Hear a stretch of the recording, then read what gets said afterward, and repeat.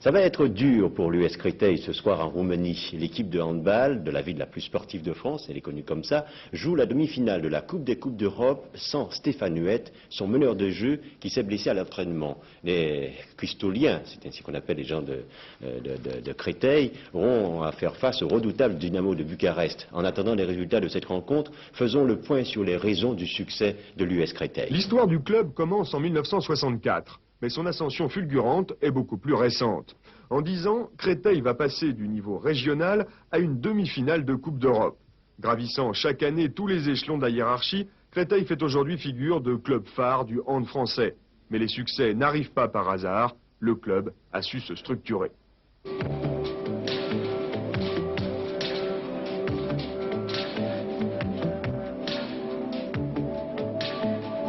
Cet homme est responsable d'Essilor, une grosse société d'optique qui emploie 1200 personnes à Créteil. Il y a 10 ans, il a pris en main les destinées du club. Aujourd'hui, il est vice-président et le numéro 1 s'appelle Jean-Claude Tapie, le frère de Bernard. Industriel, publicitaire, banquier, le club est aujourd'hui bien encadré. Ajoutez à cela un nouveau palais des sports et vous avez peut-être la recette du miracle cristolien. Il n'y a pas de secret, il y a que du travail, il y a la recherche d'une part de techniciens, au départ de bons, voire de très bons techniciens, et puis également de dirigeants, de telle manière à ce que, dans le fond, on travaille dans un club presque comme dans une entreprise. Sinon au début, du moins au fur et à mesure que l'on s'élève dans la hiérarchie.